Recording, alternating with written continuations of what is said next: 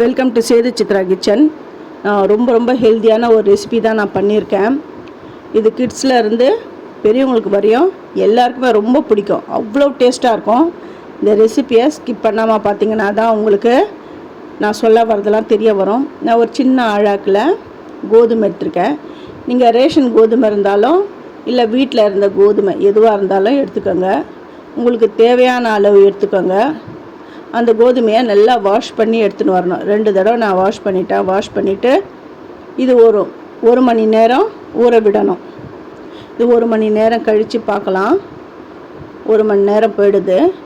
இப்போ இதில் இருக்கிற தண்ணியெல்லாம் இருத்துடணும். இருத்துட்டு ஒரு ட்ராப் தண்ணி கூட இருக்கக்கூடாது. எல்லாத்தையும் இருத்துட்டு இட்லி பானையில் அவிக்கணும். இது ஒரு 5 நிமிஷம் இருந்தால் போதும். 5 நிமிஷத்துலேயே இது வெந்துடும். ஏன்னா நம்ம ஆல்ரெடி இதை 1 ஹவர் ஊற விட்டுட்டோம். அதனால் 5 நிமிஷத்துலேயே இது வெந்துடும். இட்லி பானையில் அந்த தண்ணி கீழே விட்டு அதுக்கு மேலே இட்லி தட்டு வச்சு பாருங்க, இந்த துணி வச்சு தான் நான் இதில் போடுறேன். இதை இப்படி கவர் பண்ணிவிட்டு இதை ஆவியில் வேக வச்சிடுறேன். ஃபஸ்ட்டு என்னுடைய வீடியோவை பார்க்குறவங்க சப்ஸ்கிரைப் பண்ணலைன்னா சப்ஸ்கிரைப் பண்ணுங்கள். ஆல் என்ற ஆப்ஷனை தொடுங்க. அப்போ தான் நான் போடுற ஒரு வீடியோவுடைய நோட்டிஃபிகேஷனும் உங்களுக்கு காட்டும். உங்களுக்கும் யூஸ்ஃபுல்லாக இருக்கும். வெந்துடுது. இது நல்லா வெந்துடுது. அது எடுத்து அப்படி கடிச்சிங்கன்னா அவ்வளோ நல்லா அந்த வெந்தது நமக்கே தெரியும். இப்போ இதை நல்லா ஆற விடணும். மிக்சியில் போட்டு இதை பொடிக்கணும். அதனால் இது கொஞ்சம் ஆறினா தான் மிக்சியில் போடணும். சூடாக மிக்சியில் போட்டுடாதீங்க. அந்த பிளேடு மிக்சி ரிப்பேர் ஆகிடும் சீக்கிரம். அதனால் இதை நல்லா ஆற விட்டுட்டு இந்த மிக்சி ஜாரில் இதை சேர்த்துடுறேன். இப்போ எல்லாத்தையும் எடுத்து நான் சேர்த்துடுறேன்.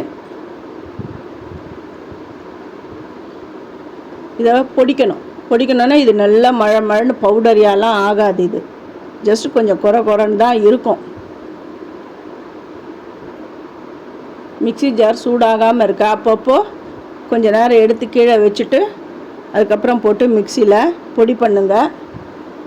பொடி ஆகிடுது. இன்னும் கொஞ்சம் ஒரு சுற்றி எடுத்துகிட்டு வந்துடுறேன். ரொம்ப ஹெல்த்தானது இது. இது டிஃபனுக்கு கூட இந்த மாதிரி நீங்கள் செய்யலாம். அவ்வளோ டேஸ்ட்டாகவும் இருக்கும். இது பொடி பண்ணதில் ஒரு கிண்ணத்தில் ட்ரான்ஸ்ஃபர் பண்ணிட்டேன்.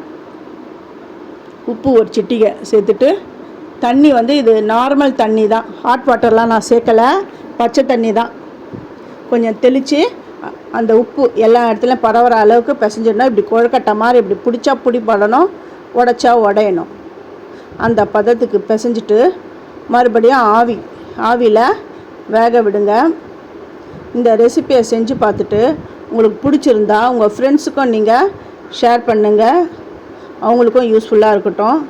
இப்போது இந்த புட்டுக்கு தேவையான அந்த தேங்காய் அரை மூடி தேங்காவை நான் திருவி எடுத்துன்னு வந்துட்டேன் மிக்சி ஜார்லேயே. இந்த கோதுமை புட்டும் வெந்துடுது.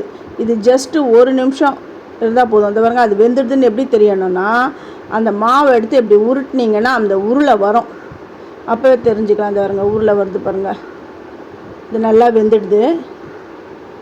இந்த கோதுமை மாவு புட்டை நான் வேறு ஒரு பெரிய கிண்ணத்தில் நான் சேர்த்துடுறேன்.